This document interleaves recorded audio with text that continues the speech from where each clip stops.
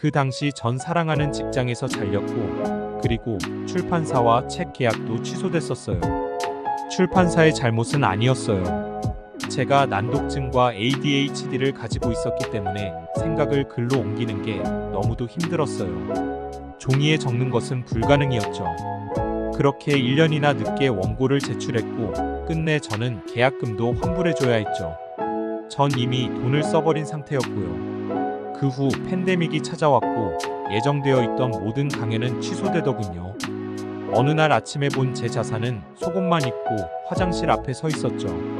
거울에 비친 우울한 제 모습을 보니 마음이 하수구로 내려가는 것 같더군요. 모든 감정이 가라앉는 느낌이 들었고요. 당신과 마찬가지로 저는 가장 성공한 동기부여 강연가인데도 말이에요. 저에게 해줄 말이 하나도 없더라고요. 저도 그럴 때가 있었죠. 제가 하고 싶었던 일은 소파에 앉아 커피를 마시며 강아지와 아무 일도 하고 싶지 않았고 누구와도 만나고 싶지 않더군요.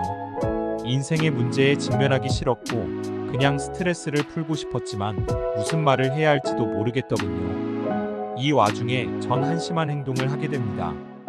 여태껏 한 행동은 부끄럽지도 않을 정도죠. 말 그대로 아무 생각 없이 손을 들어 거울에 비친 저와 하이파이브를 했고 처진 어깨가 점점 펴지면서 이런 느낌이 들었어요. 괜찮아. 고개 들자. 다 괜찮아. 난 할 수 있어. 그리고 그 순간에 저의 하루를 시작했어요. 그 순간에 바로 이거다 라고 느꼈나요? 아니에요. 부끄러워서 비밀로 하고 싶었죠. 정말 창피하잖아요. 실제로 제게 일어났던 일이에요. 그렇게 다음날 아침 저의 이상한 행동이 시작되죠. 정말 예상치 못한 행동이 일어나요. 저는 매일 아침 알람이 울리면 침대 정리 후 화장실을 들어가는데 신기한 일이 일어났죠. 거울 속 제 자신을 보는 게 기대되더라고요. 마치 친구를 만나러 가는 것 같은 기분이 들었어요. 하지만 정말 이상한 것은 저는 아마도 지난 40년 동안 거울 속 비친 저를 비난했었거든요. 혹은 거울 속 제 자신을 무시했죠. 하지만 제가 화장실을 들어간 순간 거울에 비친 제 자신을 본 순간 1분 동안 저를 보면서 있었어요. 당신처럼 저도 정말 바쁜 사람이에요. 머리도 쉼없이 항상 바쁘게 움직이죠. 하지만 거울 속 제 자신을 바라보며 하이파이브를 하려는데 그 순간 제가 느낀 것은 의도적으로 만들어낸 현재의 나와 마주 서보는 시간이었죠. 그렇게 다시 손을 올려 하이파이브를 했을 때 다른 이상한 일도 일어났어요. 부정적인 생각을 하는 것이 불가능했죠. 자신에게 하이파이브를 할 때 말이에요. 하이파이브를 하며 이렇게 말 못합니다. 나는 정말 별로야. 나는 실패자야. 나는 망했어. 난 오늘 미팅을 망칠 거야. 이런 부정적인 생각은 할 수가 없어요. 과학적인 이유를 말하자면 과학적으로 증명된 건데 정말 신기해요. 자세히 알아보자면 우리는 항상 다른 사람과 하이파이브를 하죠. 하이파이브의 의미가 무엇이죠? 잘했어, 멋져, 해보자 등이 아닐까요? 맞아요. 팀원이 힘을 내라고 하이파이브를 해서 힘을 주죠. 놀라운 업적을 이룰 때도 하고요. 시합에 들어가기 전에도 하이파이브를 해요. 또 대단한 일을 하게 되면 하이파이브를 하면서 축하를 하고 마무리를 하죠. 평생 동안 머릿속에 긍정적 프로그래밍이 되어 있는 거예요. 우리가 하이파이브를 할 때 말이죠. 기저신경질에 입력되어 있는 신호예요. 하이파이브라는 물리적 움직임을 할 때 모든 긍정적인 프로그래밍이 되어 있는 머릿속에선 그 행동과 자기 성찰이 융합하기 시작해요. 당신은 내면의 비난에 침묵했었고 수십 년 비평에도 침묵해왔으며 자신을 부끄러워해왔지만 하이파이브로 자신을 초기화시키는 거예요. 당신이 느낀 후회 혹은 스트레스, 미래에 대한 불안감, 부정적 느낌을 초기화시켜요. 또한 부정적인 생각을 할 수도 없고요. 심리학과 신경과학 분야 중 뉴로빅이라고 불리는 게 있어요. 신경과학과 에어로빅에서 온 파생어죠. 연구에 따르면 예기치 않은 신체 활동을 할 때 하이파이브는 항상 다른 사람과 해왔으니까 자신과 하는 하이파이브에는 익숙하지 않겠죠. 마찬가지로 당신의 두뇌도 예상치 못하는 일이죠. 그래서 당신의 전두엽 피질은 긍정적인 생각을 통해 새로운 신경 경로 개발을 가속합니다. 즉, 당신은 예상치 못한 신체 행동을 함과 동시에 평생 쌓아왔던 긍정 프로그래밍을 이용하는 겁니다. 완전히 자신을 재구성하는 거죠. 믿을 수 없을 정도로 대단한 겁니다. 당신이 설명한 부분엔 엄청난 부분이 있어요.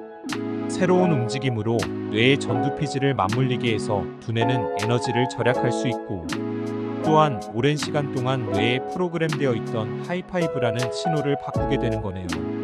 두 가지를 동시에. 정말 대단한 것 같아요. 갑자기 간단한 하이파이브 하나로 세계 최고의 신경과학을 알게 되었어요. 인생 전환의 시작임이 증명되네요.